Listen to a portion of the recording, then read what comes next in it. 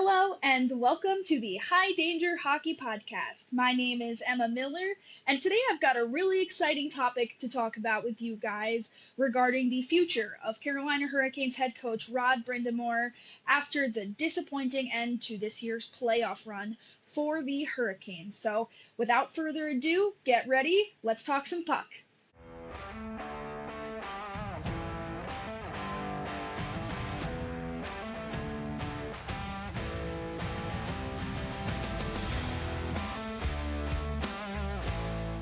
So, we're going to be focusing on the future of some NHL coaches today, and especially now that we know the Stanley Cup final is going to feature the Edmonton Oilers and Florida Panthers again. I think it's important to take a moment. Let's talk about the coaches that were on the losing side of their respective conference finals.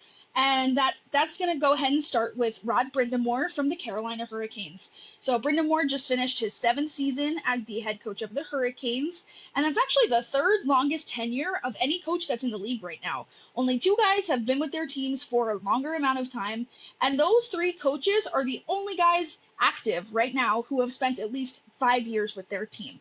So, considering the longevity that Brind'Amour has had, it's not a silly assumption that he has done a good job. In fact, I believe Rod Brind'Amour is one of the best coaches in the league today. He won the Jack Adams back in 2021 as best coach in the NHL.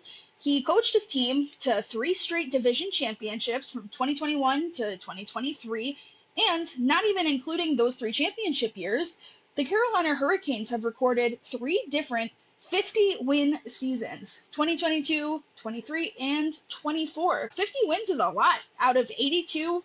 That is nothing to shake your head at, and to do it 3 times in a row is a very impressive accomplishment. He also has 3 conference final appearances under his belt, and that is where things start to fall apart for Rod Brind'Amour and his Hurricanes a little bit, because they have not succeeded at that level at all. They have been swept twice. They were swept by Tampa. They were swept by the Bruins. And now this year, they won 1 game in the conference finals and were eliminated in Game 5. So they have not done well in that scenario at all. And you might have seen it on social media. Before they won Game 4 to stave off elimination for at least a little bit, the Hurricanes had been 0 for 15 in their last 15 Eastern Conference final games, and that was all over Twitter. You couldn't escape it. So, needless to say, something goes wrong when they hit that point. The Hurricanes just can't seem to make the Cup final. It's been a minute.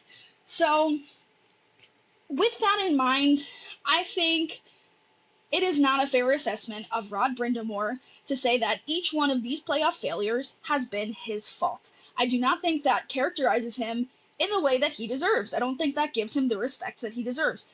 The playoff performance of the Hurricanes is not an indication of the quality of Brind'Amour as a coach. And here's why.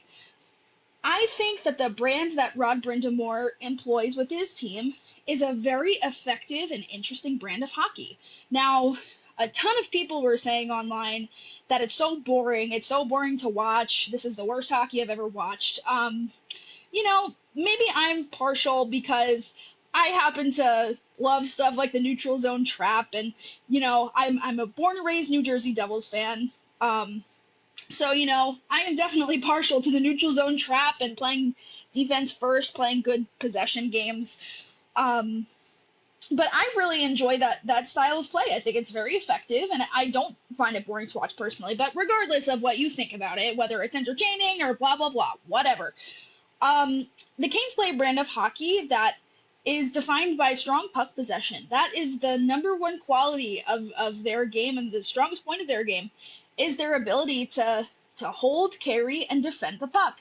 They also are very effective at denying zone entries of their opponents, and I know when I was watching round 1 between the Hurricanes and the New Jersey Devils, I was feeling very frustrated at times. They were a frustrating team to play against because they're stubborn. They're a very stubborn team with the puck, and it was impossible to enter the zone and set up and get a chance. And yet when the Hurricanes came the other way and were, putting pressure on the Devils when they're in the Devils' defensive zone, they they are so effective at establishing a cycle. They set up shop and they cook for 30 seconds, 1 minute, 30 seconds. Like they just get cooking, and it's so hard to stop because they get such an effective cycle going. So it was definitely a frustrating series to watch because of how hard they were to beat to the puck. And that's just, I feel like that really defines what the Hurricanes hockey is all about. I feel like that's really the core of their game plan is keep the puck away from the opponents and set up shop and do your thing. And up until this Eastern Conference final, they were doing exactly that. And in fact, a lot of those things were still being done against the Florida Panthers during the final, and they were being done well to an extent. If you look at some of the advanced stats, which I really enjoy looking into, Carolina really did not deviate from their game plan when they were playing the Panthers. And the perfect, the perfect way to look at this, I think, is take a look at the Corsi, which usually indicates which team is controlling the puck more at 5-on-5.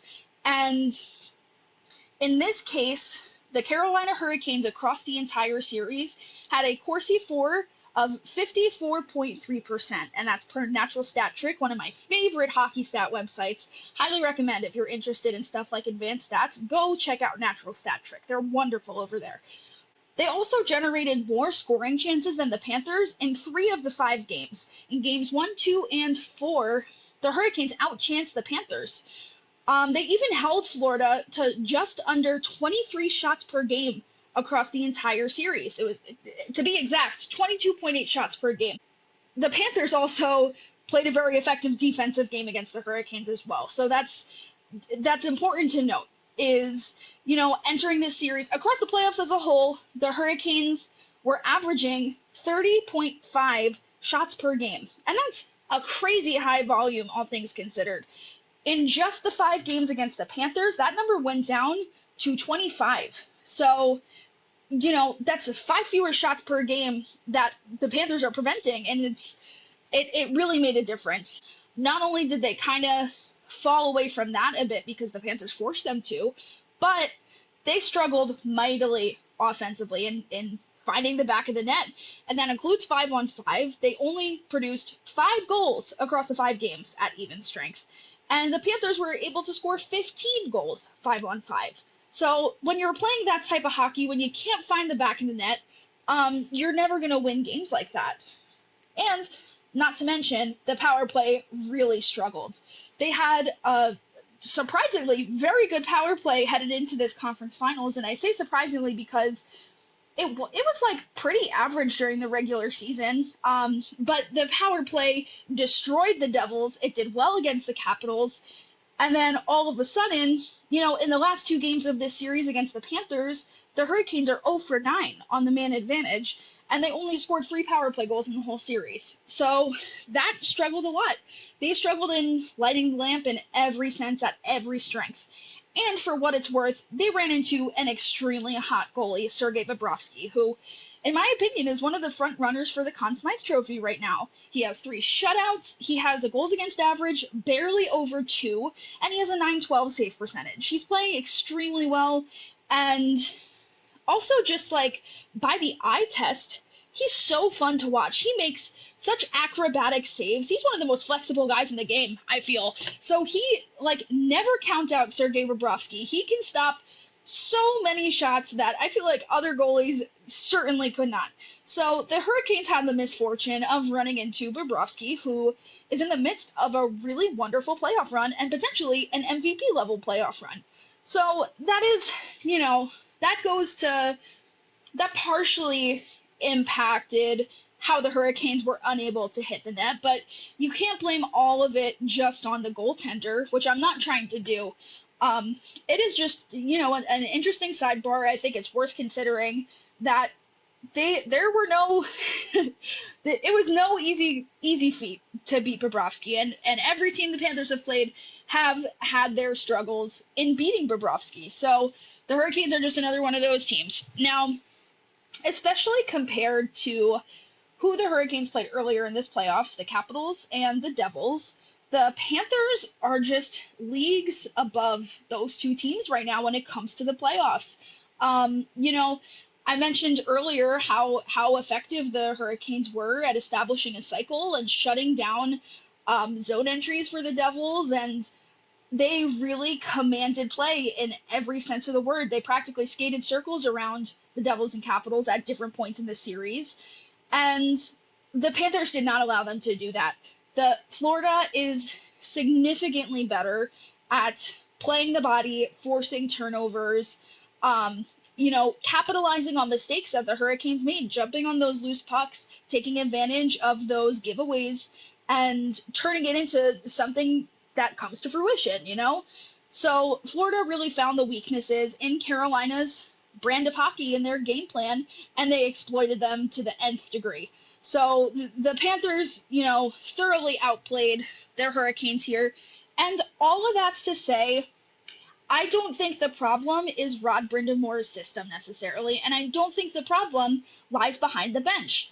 A lot of the Hurricanes star players also struggled to produce during the series. Now, the whole team struggled to produce, but guys, were just struggling. Andrei Svechnikov didn't have a goal the whole series. Sebastian Aho had, I think, 3 goals in the last 2 games of the series, but in the first 3 games of the series, he only had 2 points. So these guys were not hitting the score sheet, and the Hurricanes are a very deep team. They rely heavily on guys like Jordan Martinook and Jordan Staal and Logan Stankoven. These types of guys make a big they carry the team in some way, shape, or form, not necessarily on the score sheet or on the scoreboard, but they, I think, encapsulate the type of hockey that Rod Brind'Amour is trying to get his team to play.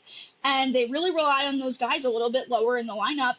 And, I remember Brind'Amour saying after a game at some point this series, Jordan Martinook can't be our best player every single night. Yeah, it's wonderful that this guy plays so well and understands the system and the structure works in his favor really well, but where's Svechnikov? Where's Aho? So I don't think that these things are necessarily Brind'Amour's fault. As I pointed out earlier, the Corsi 4 was great.